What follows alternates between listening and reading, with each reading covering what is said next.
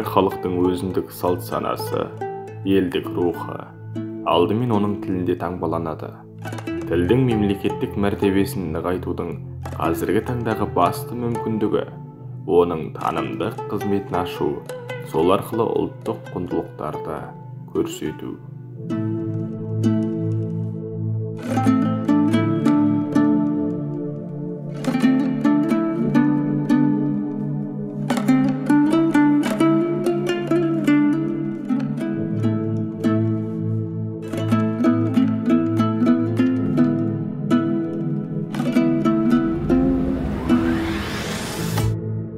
Аңшылық пен саятшылық лексикасы біздің ата-бабаларымыздың тұрмыс тіршілігінің ажырамас ұлттық белгісі.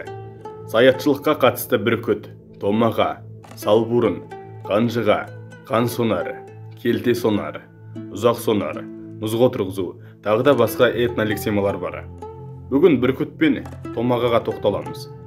Қазақтың атақты құсбегі аңшылары бүркіттің тегі, қырандық белгі, жасын айыруға шебер-ақ. Қазақ талдан таяқ жас бала таянбайды, бала бүркіт түлкіден аянбайды дегенде, бүркіт ішіндегі өжеті де батылы да бала бүркіт екенін айтып отыр. Бала бүркіт, жас қыран, балапан бүркіт. Сипаттама атаудың тұрақты компоненті болып жұмсалатын балатауның балапан мағынасында жұмсалғанын орта ғасырлық ескерткіштердің тілінен де кездестіруге болады.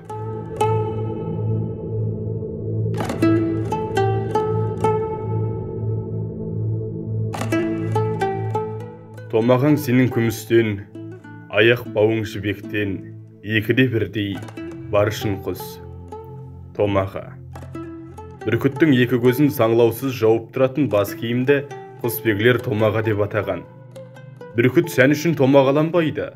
Дұрыс үйретіп, баптап баулау үшін, оның балашаға, итке, құсқа, қызылға ұмтыла бермеу үшін, және жақындағанда шап беріп бүру қауіпінен сақтану үшін томағалайды. Томаға сонымен қатар ителгі мен лашын сынды қырандарға тек мазасызданған шақтарында кигізіледі.